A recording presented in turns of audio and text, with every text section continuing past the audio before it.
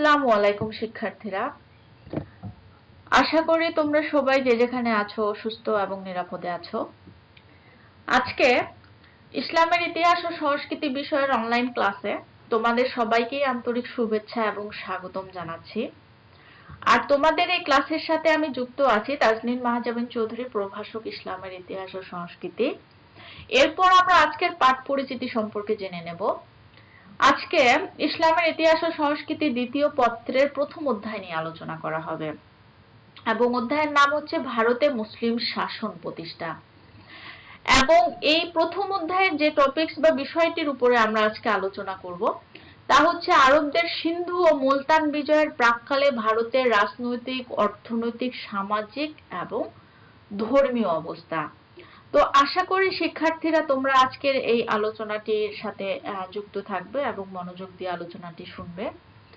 তো এরপর আমরা এই যে একটা মানচিত্র দেখছি, সেই মানচিত্রে আমরা দুটো স্থানকে আইডেন্টিফাই করেছি, সিন্ধু আর একটা হচ্ছে মুলতান।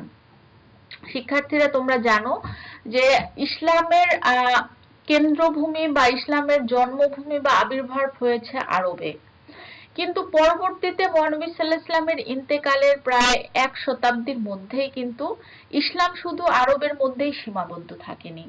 ইসলাম সেই এশিয়া, ইউরোপ এবং আফ্রিকা মহাদেশের বিভিন্ন জায়গায় পৌঁছে গিয়েছে। মুসলিম শাসকরা মূলত ইসলামের প্রচার, রাজ্যের বিস্তৃতি এবং ব্যবসা বাণিজ্যের উদ্দেশ্যে মূলত বিভিন্ন জায়গায় তারা রাজ্য প্রতিষ্ঠা করেছেন, ইসলামকে পৌঁছে দিয়েছেন।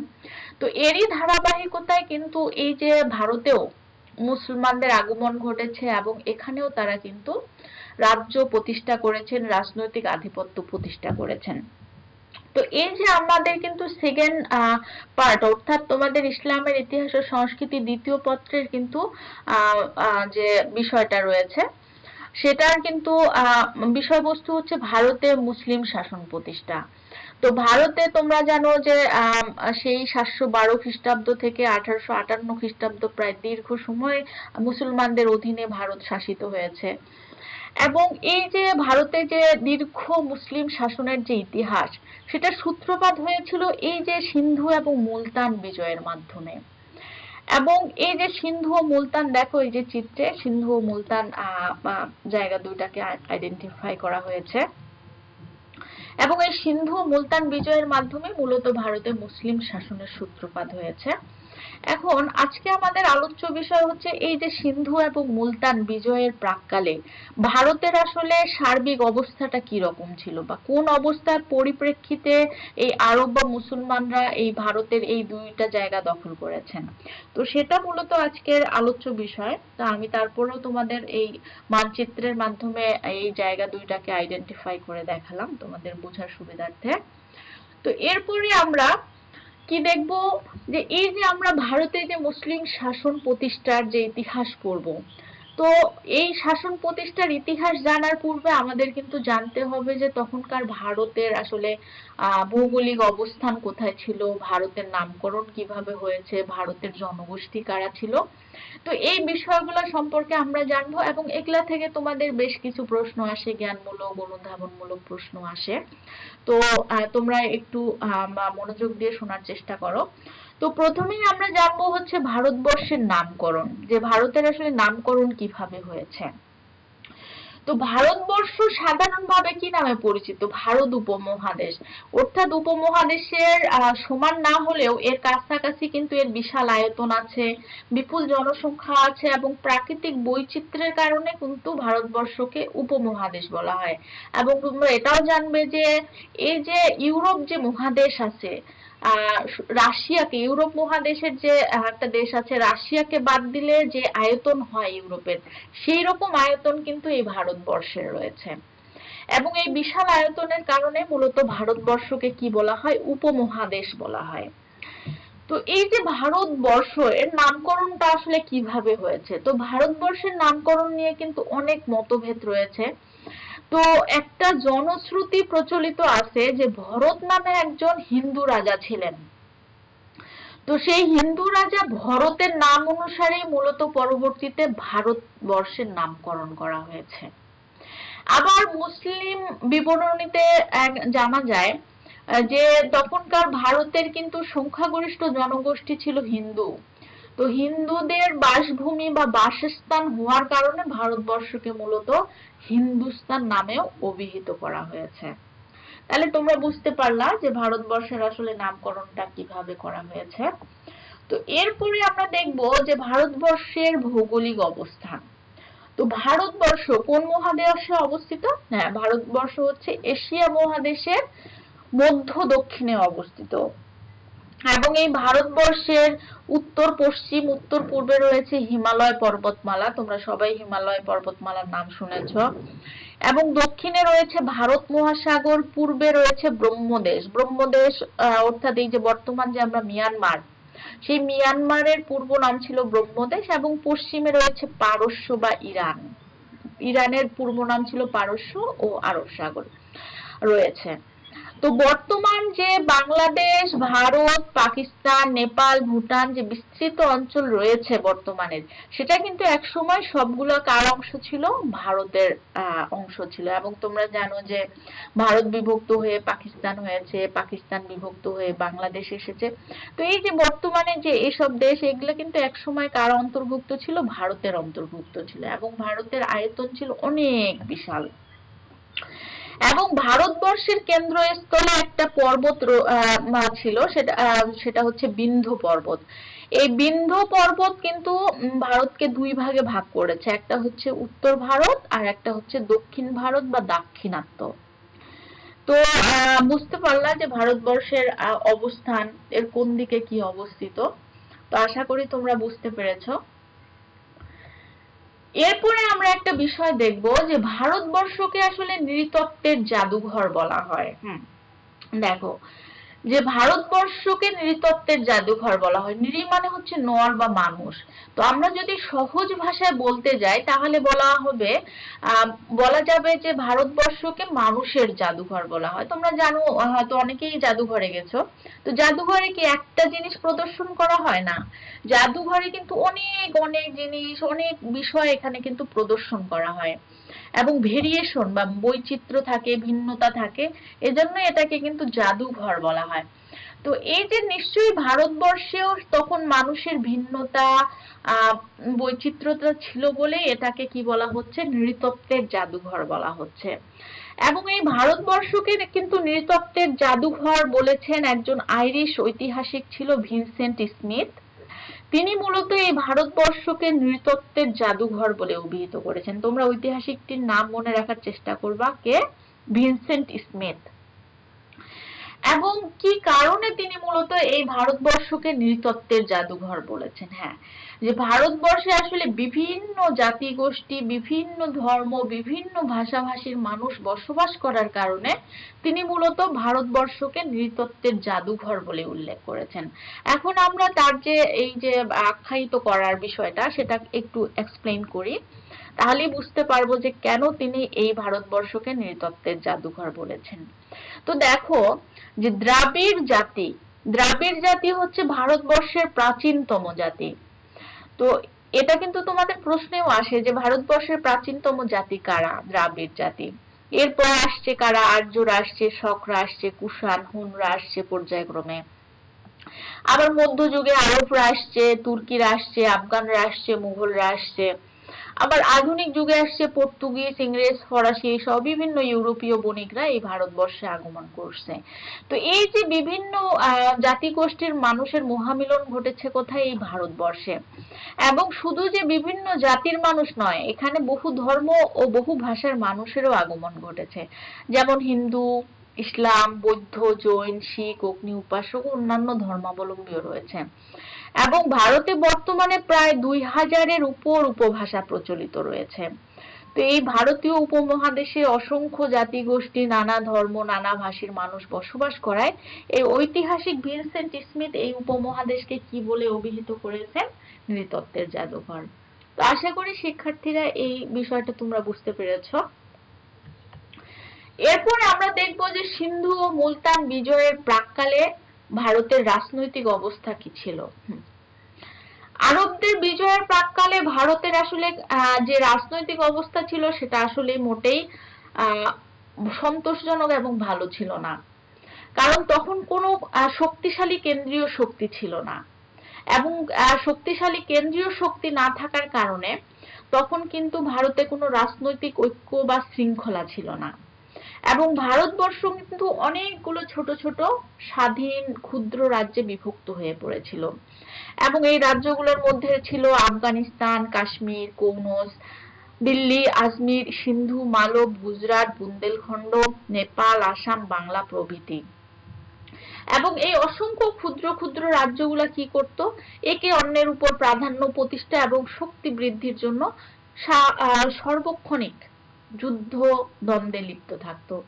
তো একটা জায়গার যদি লোকজন সবসময় যুদ্ধ বিগ্রহে লিপ্ত থাকে, তাহলে সেখানকার রাজনৈতিক অবস্থাকে কি আমরা ভালো বলতে পারি? অবশ্যই না। তাহলে আমরা বলতে পারি যে তখন ভারতে রাজনৈতিক ঐক্য এবং সংহতি একেবারেই ছিল না, এবং ভারত অনেকগুলো ক্ষুদ্র ক্ষুদ্র রাজ্যে বিভক্ত হয়ে পড়েছিল। এবং এই রাজনৈতিক অনৈক্য এবং অসঙ্গতি, অর্থাৎ এই যে বিশৃঙ্খলার সুযোগ নিয়েই কিন্তু এই আরব বা মুসলমানরা এই ভারতের সিন্ধু ও মুলতান জয় করতে সক্ষম হয়েছিল। একটা বিষয় চিন্তা করো, যে তখন যদি ভারতে শক্তিশালী কোনো কেন্দ্রীয় শক্তি থাকতো বা শাসক থাকতো বা রাজনৈতিক ঐক্য থাকতো, তাহলে কি এই সুদূর আরব থেকে এই আরবরা কি এত সহজে ভারতের এই দুইটা রাজ্য জয় করতে পারতো? পারতো না। তাহলে নিশ্চয়ই তখন রাজনৈতিক অবস্থা ভালো ছিল না বলে এই সুযোগটাকে কাজে লাগাতে পেরেছিল কারা? এই আরব বা মুসলমানরা। এরপরে আমরা দেখব যে সিন্ধু ও মুলতান বিজয়ের প্রাক্কালে ভারতের যে সামাজিক অবস্থা, সেই সামাজিক অবস্থা দেখব। তো আরবদের বিজয়ের প্রাক্কালে আসলে ভারতের সামাজিক অবস্থাও সন্তোষজনক ছিল না, কারণ তখনকার এই ভারতীয় সমাজ নানা কুসংস্কার এবং অমানবিক প্রথায় জর্জরিত ছিল, এবং তখনকার সংখ্যাগরিষ্ঠ মানুষের ধর্ম ছিল হিন্দু, এবং পরবর্তীতে এই হিন্দু ধর্মে কিন্তু এই বর্ণ বা জাতিভেদ প্রথা বিস্তার লাভ করে। এবং তোমরা সবাই জানো যে হিন্দু সমাজ 4টা বর্ণে বিভক্ত: ব্রাহ্মণ, ক্ষত্রিয়, বৈশ্য এবং শূদ্র। এই 4টা বর্ণে বিভক্ত ছিল। তো যখনই সমাজে ক্লাসিফিকেশন বা শ্রেণীবিন্যাস বা শ্রেণী বিভাজন থাকবে, তখনই সেই সমাজকে আমরা ভালো সমাজ বলতে পারবো না, কারণ এই ক্লাসিফিকেশন বা শ্রেণীকরণই মানুষের মধ্যে অসন্তোষ, মানুষের মধ্যে বৈষম্য তৈরি করে। তো এই 4টা বর্ণ, এই যে ব্রাহ্মণ, ক্ষত্রিয় এবং বৈশ্য, শূদ্র, এর মধ্যে কিন্তু ব্রাহ্মণদের অবস্থান ছিল সবার উপরে, এবং তারা ছিল পুরোহিত শ্রেণীর ভুক্ত, এবং তারা পূজা, আচার্য এই কাজগুলো সম্পাদন করত, এবং তারাই মূলত সমাজের সর্বোচ্চতে ছিল। এরপরে ছিল ক্ষত্রিয়রা। ক্ষত্রিয়রা মূলত এই শাসনদণ্ড, যুদ্ধ বিগ্রহ এগুলা পরিচালনা করত। তো এরাও মোটামুটি ভালো অবস্থানে ছিল, এবং সমাজে এদেরও সম্মান ছিল, এরাও সুযোগ সুবিধা ভোগ করতে পারত। কিন্তু এই যে পরের যে দুটা শ্রেণী, এই যে তোমার বৈশ্য এবং শূদ্র, তো বৈশ্য এবং শূদ্র এই দুইটার মধ্যে আবার শূদ্ররা ছিল সবচেয়ে বেশি বঞ্চিত এবং অধঃপতিত, নিগৃহীত, এবং এই শূদ্ররা মূলত সমাজে অপবিত্র এবং অস্পৃশ্য বলে বিবেচিত হতো। অস্পৃশ্য, এবং এরা মূলত মন্দিরেও প্রবেশ করার অধিকার ছিল না, এদের ধর্মগ্রন্থ পাঠের অধিকার ছিল না, এবং এরা কিন্তু সমাজের সকল প্রকার সুযোগ সুবিধা, সেটা সামাজিক সুবিধা হোক, রাজনৈতিক, অর্থনৈতিক, ধর্মীয়, সব ধরনের শিক্ষা, সব ধরনের সুযোগ সুবিধা থেকে কিন্তু এরা বঞ্চিত ছিল, এবং এদেরকে খুব বেশি নিগৃহীত এবং নিপীড়িত করা হতো। তো এই ছিল তখনকার সমাজের চিত্র। এছাড়াও তখনকার সমাজে আরো কিছু কুপ্রথা ছিল। তখন বহু বিবাহ প্রচলিত ছিল, কিন্তু বহু বিবাহ প্রচলিত থাকলেও আবার বিধবা বিবাহ নিষিদ্ধ ছিল। এবং তখন আরো একটা প্রথা ছিল সতীদাহ প্রথা। তোমরা এই সতীদাহ প্রথার নাম অনেকেই শুনে থাকবে। এই যে আমি একটা চিত্র দিয়েছি, এখানে একজন নারীকে তার স্বামীর চিতায় পুড়িয়ে মারা হচ্ছে বা আত্মাহুতি দিতে হচ্ছে তাকে। তো এই যে সতীদাহ প্রথা হচ্ছে, এই স্বামীর চিতায় হচ্ছে স্ত্রীর আত্মাহুতি বা বিসর্জন, এটাই হচ্ছে সতীদাহ প্রথা। তো যেটা পরবর্তীতে আমাদের রাজা রামমোহন রায় 829 খ্রিস্টাব্দে এই সতীদাহ প্রথা বিলোপ করেছিলেন। তো এই সতীদাহ প্রথা তখন প্রচলিত ছিল, এবং এটা সমাজে একটা ব্যাপকভাবে প্রচলিত প্রথা ছিল। যা তখনকার নারীদের জীবনকে কিছুটা হলেও দুর্বিষহ করেছিল। এরপর আরেকটা প্রথা ছিল নরবলি, গঙ্গায় শিশু যে সন্তান ছিল তাকে বিসর্জন দেয়া তারা অনেক সময় পুণ্যের কাজ বলে মনে করত। তো এই ধরনের বিভিন্ন কুপ্রথা প্রচলিত ছিল তখনকার সমাজে। তো এই ছিল তখনকার সামাজিক অবস্থা। এরপরে আমরা দেখব যে সিন্ধু ও মুলতান বিজয়ের প্রাক্কালে তখনকার অর্থনৈতিক অবস্থা কি ছিল। তোমরা সবাই হয়তো জানবে যে প্রাচীনকাল থেকেই কিন্তু বিপুল প্রাকৃতিক সম্পদ ও ঐশ্বর্যের জন্য ভারতবর্ষের বিশ্বজোড়া খ্যাতি ছিল, যার কারণেই কিন্তু যুগে যুগে বিভিন্ন বণিক শাসকরা এই ভারতবর্ষ আক্রমণ করেছে, বাণিজ্য করতে আসছে। নিশ্চয়ই এখানে অনেক বেশি সম্পদ বা ঐশ্বর্য ছিল। তো এই এত সম্পদ ও ঐশ্বর্য থাকলেও এই যে মুসলমানদের বিজয়ের প্রাক্কালে ভারতবর্ষ কিন্তু সম্পদ বন্টন ও ভোগের ক্ষেত্রে চরম বৈষম্য অব্যবস্থা বিরাজমান ছিল, এবং অভিজাত যে শ্রেণী ছিল তারাই সকল শ্রেণী সুযোগ সুবিধা ভোগ করত, এবং সাধারণ মানুষের জীবনযাত্রা অনেক তফাৎ ছিল। সমাজের যে শ্রমজীবী মানুষ, যেমন কৃষক, শ্রমিক, কামার, কুমার, সুতার, স্বর্ণকার, জেলে, তাঁতি, এরা কিন্তু জীবিকা নির্বাহের জন্য হাড় ভাঙা পরিশ্রম করত। আর তাদের এই পরিশ্রমের কিন্তু সুফল ভোগ করত কারা? অভিজাত শ্রেণীরা। আর অভিজাত শ্রেণীর অন্তর্ভুক্ত ছিল ব্রাহ্মণ এবং ক্ষত্রিয়রা, এবং তারা অত্যন্ত বিলাসবহুল জীবন যাপন করত। তাহলে আমরা বলতে পারি যে এই যে মুসলমানদের এই আক্রমণের প্রাক্কালে বা বিজয়ের প্রাক্কালে ভারত অর্থনৈতিকভাবে সমৃদ্ধ থাকলেও কিন্তু তখন অর্থনৈতিক যে সুযোগ সুবিধা তারা এই সুযোগ সুবিধা কারা ভোগ করত? সমাজের অভিজাত বা উঁচু শ্রেণীর লোকরা। আর নিম্ন শ্রেণীর লোকেরা হচ্ছে এই অর্থনৈতিক সুযোগ সুবিধা থেকে বঞ্চিত ছিল।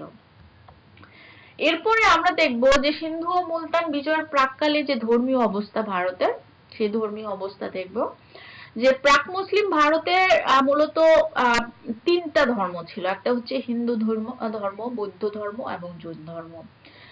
এবং এই তিনটা ধর্মের মধ্যে প্রধানতম ধর্ম ছিল হিন্দু ধর্ম, এবং ভারতের অধিকাংশ রাজাই ছিলেন হিন্দু। আর একটু আগেই আমরা দেখেছি যে হিন্দু সমাজের মূল ভিত্তি কি ছিল, বা হিন্দু ধর্মে বৈষম্যমূলক জাতিভেদ প্রথা, সেই বৈষম্যমূলক জাতিভেদ বা বর্ণ বৈষম্য ছিল অনেক বেশি। এবং পুরোহিত শ্রেণীর অন্তর্ভুক্ত হওয়ায় ব্রাহ্মণরা ছিল সবচেয়ে উচ্চ মর্যাদা এবং ক্ষমতার অধিকারী, এবং একই ধর্মাবলম্বী হওয়া সত্ত্বেও সবচেয়ে নিম্ন স্তরের শূদ্ররা ছিল কি নির্যাতিত এবং নিষ্পেষিত, এবং তাদের কিন্তু ধর্মীয় শাস্ত্র পাঠ এমনকি মন্দিরে প্রবেশও নিষিদ্ধ ছিল। তো এই হচ্ছে তখনকার ধর্মীয় অবস্থা। তো তাহলে এতক্ষণ আমরা কিন্তু এই যে মুসলমানদের সিন্ধু মুলতান বিজয়ের প্রাক্কালে ভারতের বিভিন্ন অবস্থা পর্যবেক্ষণ করলাম। এরপরে আমরা এখানে কিছু প্রশ্ন মাধ্যমে তোমাদের মূল্যায়ন করার চেষ্টা করব। আশা করি তোমরা প্রত্যেকে এই প্রশ্নগুলোর উত্তর দিতে পারবে। 1 নাম্বার দেখো যে ভারত উপমহাদেশ কোথায় বা কোন মহাদেশে অবস্থিত? কোন মহাদেশে? হ্যাঁ, এশিয়া মহাদেশের মধ্য দক্ষিণে অবস্থিত। 2 নাম্বার দেখো যে কার নাম অনুসারে ভারতবর্ষের নামকরণ করা হয়েছে? কার নাম অনুসারে? আমরা পড়লাম একটু আগে যে ভরত নামে একজন হিন্দু রাজা ছিল, তার নাম অনুসারে। তারপরে দেখো যে ঐতিহাসিক ভিনসেন্ট স্মিথ ভারতীয় উপমহাদেশকে কি বলে অভিহিত করেছেন? কি বলে? হ্যাঁ, নৃতত্ত্বের জাদুঘর বলে। এবং ভারতবর্ষকে নৃতত্ত্বের জাদুঘর বলা হয় কেন? হ্যাঁ, যদি বলো উত্তর তাহলে কি হবে? যে ভারতবর্ষে বিভিন্ন জাতিগোষ্ঠী, ধর্ম ও ভাষাভাষীর লোক বসবাস করার কারণে ভারতবর্ষকে নৃতত্ত্বের জাদুঘর বলা হয়। এরপরে 5 নম্বরে দেখো যে ভারতবর্ষের প্রাচীনতম জাতি কারা? ভারতবর্ষের প্রাচীনতম জাতি কারা? দ্রাবিড়। 6 নম্বরে দেখো যে মুসলমানদের আগমনের প্রাক্কালে ভারতের অধিকাংশ মানুষ কোন ধর্মাবলম্বী ছিল? কোন ধর্মাবলম্বী? হ্যাঁ, হিন্দু। এরপরে দেখো যে সতীদাহ প্রথা কি? সতীদাহ প্রথা হচ্ছে এই যে স্বামীর মৃত্যুর সময় বা মৃত্যুর পরে তার স্ত্রীকে এই স্বামীর চিতায় আত্মাহুতি বা পুড়িয়ে মারার যে প্রথা, সেটাই হচ্ছে সতীদাহ প্রথা। এরপরে জাতিভেদ প্রথা কি? জাতিভেদ প্রথা এই যে একটু আগে পড়লাম যে তখনকার যে ভারতীয় হিন্দু সমাজ যে 4টা বর্ণ বা জাতিতে বিভক্ত, সেটাই মূলত জাতিভেদ প্রথা। তা হলো ব্রাহ্মণ, ক্ষত্রিয়, বৈশ্য, শূদ্র। তাহলে আশা করি তোমরা এই প্রশ্নগুলোর সঠিক উত্তর দিতে পেরেছো। এরপর আমি তোমাদের বাড়ির জন্য একটা কাজ দেব, সেটা হচ্ছে সিন্ধু মুলতান বিজয়ের প্রাক্কালে ভারতের সামাজিক অবস্থাটা লিখো। এবং মূলত এই সামাজিক অবস্থাটার উপরই তোমাদের প্রশ্ন অনেক বেশি থাকে, এই জন্য সামাজিক অবস্থাটা তোমরা একটু সুন্দর করে লিখবে। তো এতক্ষণ পর্যন্ত তোমরা এই ক্লাসের সাথে যারা যুক্ত ছিলে তোমাদের সবাইকে আন্তরিক ধন্যবাদ জানাচ্ছি।